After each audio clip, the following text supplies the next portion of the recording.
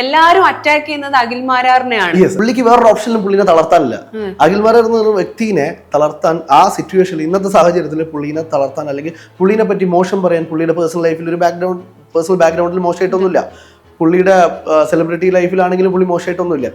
ആകെ അവർക്കുള്ള ഓപ്ഷൻ അഖിൽമാരോട് അവർക്ക് കാണിക്കാൻ പറ്റുന്ന ഒരേ ഒരു ഓപ്ഷൻ എതിരെ യൂസ് ചെയ്യാനുള്ള ഒരു ആയുധമായിട്ട് ഉപയോഗിച്ചു. അത് സത്യസന്ധമായിട്ടുള്ള കാര്യമാണ്, അത് നിങ്ങൾക്കും അറിയാം. അതെ, അപ്പം പക്ഷെ അതിനേക്കാൾ ബാധിച്ചിരിക്കുന്നത് ഈ പാവം പ്രൊഡ്യൂസറെയാണ്.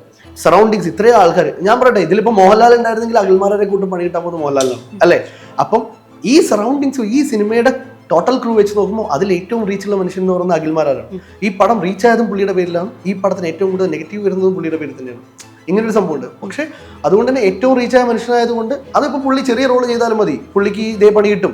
പുള്ളി ഇപ്പം ഒരു 10 മിനിറ്റ് അഭിനയിച്ചാലും 20 മിനിറ്റ് അഭിനയിച്ചാലും ശരി, ഈ സിനിമയിൽ പുള്ളി അഭിനയിച്ചുകൊണ്ട് തന്നെ ആളുകൾക്ക് ഒരു അവസരമാണ്. അഖിൽമാരാർ ആക്ടിങ്ങിൽ വരുന്ന അവസരം കൂടിയാണ് ഈ സിനിമ എന്ന് പറയുന്നത്. സോ ആളുകൾ അത് നന്നായിട്ട് യൂസ് ചെയ്യും. ഒരുപാടായിട്ട് വെയിറ്റ് ചെയ്യുന്ന ആൾക്കാരുണ്ട്. അഖിൽമാരാർക്ക് ഒരു പണി എടുക്കാൻ വേണ്ടി വെയിറ്റ് ചെയ്യുന്ന ഒരുപാട് പേരുണ്ട്. ഇനി പുള്ളി എന്തെങ്കിലും പ്രശ്നത്തിൽ നോക്കട്ടെ, അപ്പം എല്ലാവരും കൂടി വരും. ഇവരൊക്കെ ഒരു അവസരത്തിന് വേണ്ടി വെയിറ്റ് ചെയ്യണം. ആ സമയത്ത് ആ പ്രൊഡ്യൂസറുടെ കഷ്ടകാലം കൊണ്ടോ ഞങ്ങളുടെ കഷ്ടകാലം കൊണ്ടോ ഡയറക്ടറുടെ കഷ്ടകാലം കൊണ്ടോ മുള്ളംകൊല്ലിയായിരുന്നു അവർക്ക് കിട്ടിയ കച്ചിത്തുരുമ്പ് എന്ന് പറയുന്നത്.